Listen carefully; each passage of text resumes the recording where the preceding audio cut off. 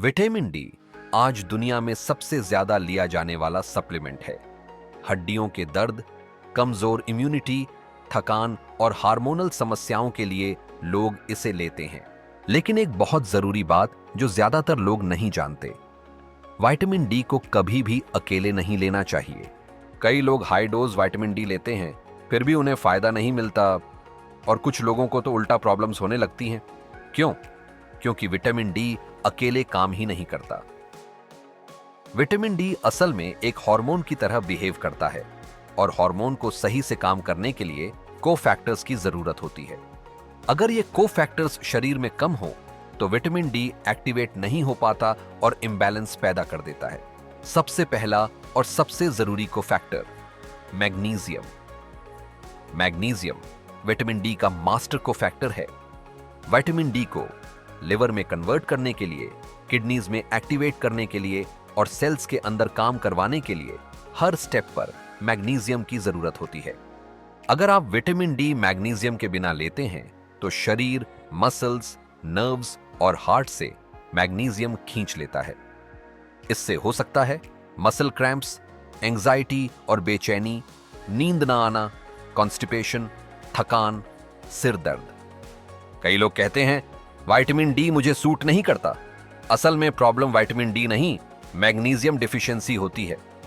दूसरा जरूरी cofactor vitamin K2। Vitamin D शरीर में कैल्शियम एब्जॉर्प्शन बढ़ाता है, लेकिन यहां एक बड़ा खतरा है। अगर विटामिन K2 साथ में नहीं है तो कैल्शियम को यह पता ही नहीं चलता कि उसे जाना कहां है। फिर कैल्शियम जमा हो सकता है आर्टरीज में, जॉइंट्स में, किडनीज में, जिससे रिस्क बढ़ता है heart blockage, joint pain, kidney stones.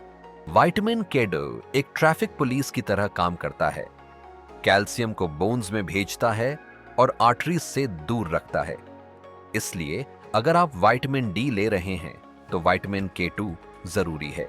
बाकी जरूरी कोफैक्टर्स जिन्हें लोग इग्नोर कर देते हैं, जिंक विटामिन डी इम्यूनिटी को सपोर्ट करता है, लेकिन इम्यून सेल्स को सही से काम करने के लिए जिंक चाहिए।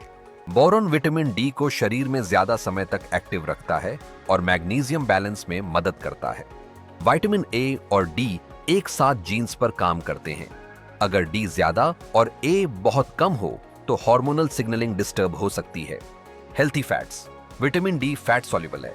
अगर खाने में फैट नहीं है तो सप्लीमेंट लेने के बाद भी एब्जॉर्प्शन कम रहेगा।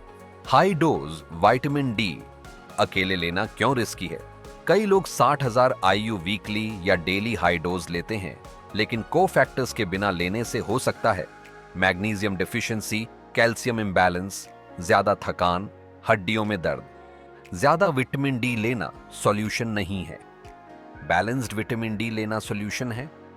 सही तरीका क्या है? विटामिन डी को हमेशा एक न्यूट्रिएंट सिस्टम की तरह देखना चाहिए, एक अकेली गोली की तरह नहीं। सही अप्रोच है vitamin D, magnesium, vitamin K2, zinc और बोरॉन जैसे सपोर्टिव न्यूट्रिएंट्स और खाने में हेल्थी फैट्स। यही वो तरीका है जिस तरह शरीर विटामिन डी को इस्तेमाल करने के लिए बना है।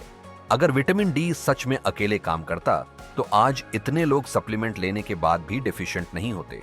हीलिंग मेगाडोसिस से नहीं आती, हीलिंग आती है बैलेंस और सिनर्जी से।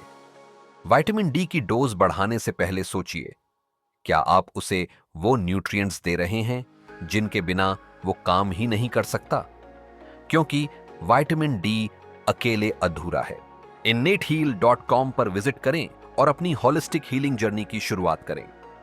अगर यह जानकारी आपको उपयोगी लगी हो तो वीडियो को लाइक करें, चैनल को सब्सक्राइब करें और इसे अपने परिवार और दोस्तों के साथ जरूर शेयर करें।